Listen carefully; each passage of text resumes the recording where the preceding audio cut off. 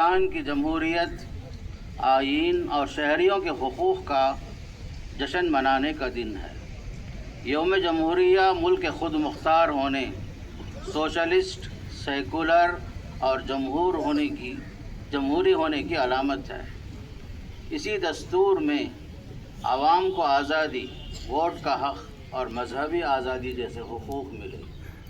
اس دن ملک کے تمام باشندوں، تمام مذاہب کے ماننے والوں کو آزادی کے ساتھ ملک میں رہنے، سہنے اور جینے کا حق ملا تھا۔ اپنے مذہب پر عمل کرنے، مذہب کی تبلیغ کرنے اور مذہب کے پرچار کے لیے بھی انہیں حقوق دیے گئے۔ دستور کی جو خصوصیات ہیں، سب سے اہم خصوصیت یہ ہے کہ یہ متوازن، مکمل اور جامع دستور ہے۔ دنیا کا سب سے ضخیم اور مفصل دستور ہے۔ اس میں 390 پر 5 آرٹیکلز ہیں۔ تمام ہندوستانیوں کو مساوی حقوق دیے گئے کہ اپنے اپنے مذہب، رسم، رواج، کلچرز، تہذیب و ثقافت اور اپنے اپنے طریقوں پر عمل کی مکمل آزادی دی گئی۔ حکومت کا کوئی مذہب نہیں ہے کیونکہ یہ سیکولر ہے۔ حکومت عوام کی مرضی سے قائم ہوتی ہے۔ سارے باشندوں کو اس ملک میں معاشی، سیاسی، سماجی، مذہبی مساویانہ حقوق دیے گئے۔ دستور سازی میں خاص کر مسلمانوں کا ایک اہم رول رہا ہے، اور ہمیں یہ بھی معلوم ہونا چاہیے جس طرح ملک ہمارا انگریزوں کی غلامی میں ایک زمانے تک رہا اور ہندوستان سے انگریزوں کو باہر نکالنے کے لیے جو جد و جہد مسلمانوں نے کیا تھا، سب سے پہلے آواز اٹھائی تھی، بڑھ چڑھ کر حصہ لیا تھا، اسی طرح دستور سازی میں بھی مسلمانوں نے نمایاں کارنامہ انجام دیا۔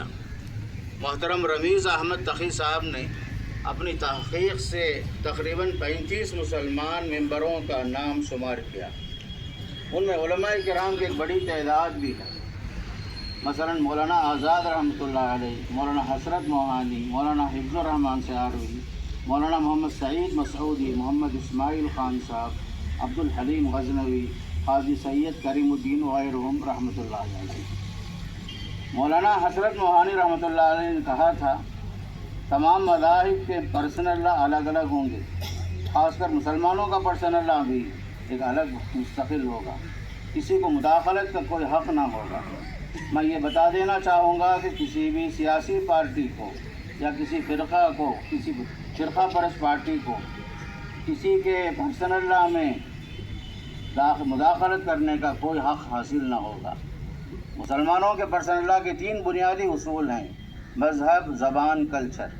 جن کو انسانوں نے نہیں بنایا ہے ان کا پرسنل لا جیسے طلاق، نکاح اور وراثت کا قانون قرآن سے لیا گیا ہے۔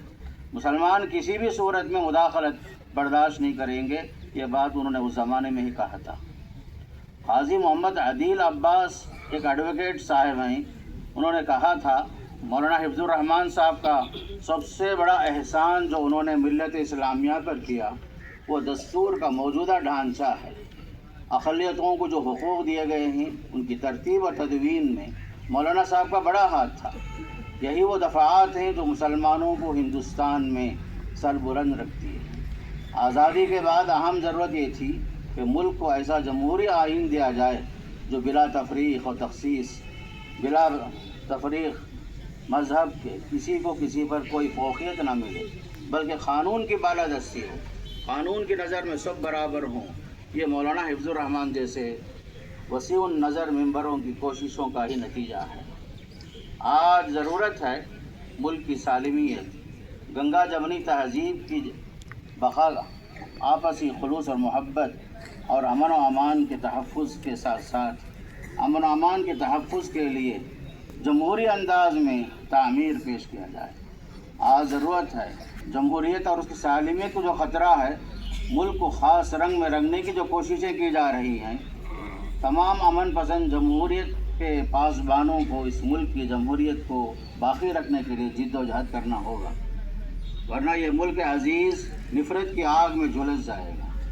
ہمیں یہ بھی کوشش کرنی ہوگی کہ ہمارا ملک مثالی ملک بنے، ترقی کی راہ پر چلے، سب کو کپڑا، روٹی، مکان میسر ہو، سب کے لیے احکام، سب کے لیے تعلیم، علاج آسانی کے ساتھ میسر ہو، رشوتوں کا جو گرم بازار ہے اس کا خاتمہ ہو، کوئی ہندوستانی بھوکا نہ رہے۔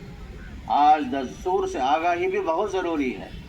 آج کے دن ہم یہ بھی جاننا ضروری ہے کہ بحیثیت ہندوستانی، ہر ہندوستانی کو دستور کا مطالعہ کرنا ضروری ہے، اس سے آگاہ ہونا ضروری ہے، ورنہ یہ 30 کروڑ مسلمان، 3 کروڑ عیسائی تقریباً، اسی طرح دیگر اور اقلیتیں جو بھی ہیں، ان کے ساتھ جو سازشیں ہو رہی ہیں، دنیا کو نہیں معلوم کہ مسلمان جس طرح وطن کے لیے جان دیا ہے، دیگر لوگوں نے جان دی ہیں، اس کے پاس اپنے مذہب کے تحفظ کے لیے بھی جان دینا بھی باعث سعادت ہے۔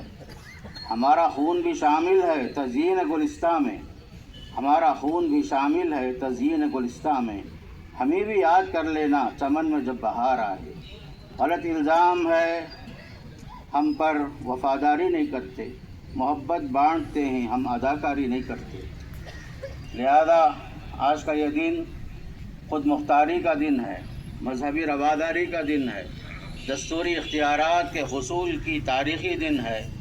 اس ملک میں ہم سب ہندوستانی کرایہ دار کی حیثیت سے نہیں ہیں، بلکہ حقدار اور حکمرانی میں حصہ دار کی حیثیت سے جانے پہچانے جاتے ہیں۔ تقریباً دستور بنانے میں جو 2.5 سال لگے ہیں، تو آج ضرورت ہے اس دستور کی حفاظت کی جائے۔ یہ ملک مختلف قوموں، مذاہب کا گہوارہ ہے، یہ چمنستان ہے، یہ گلستان ہے، یہاں ہر طرح کے لوگ، ہر مذہب کے لوگ، ہر کلچر والے لوگ رہتے ہیں۔ ملک کی ترقی میں دستور کے مطابق، ملک کی ترقی دستور کے مطابق چلنے ہی میں ہے۔ سبق پھر پڑھ صداقت کا، شجاعت کا، عدالت کا، لیا جائے گا کام تجھ سے دنیا کی امامت کا۔ سارے جہاں سے اچھا ہندوستاں ہمارا، ہم بلبلیں ہیں اس کی، یہ گلستاں ہمارا۔ جے ہند۔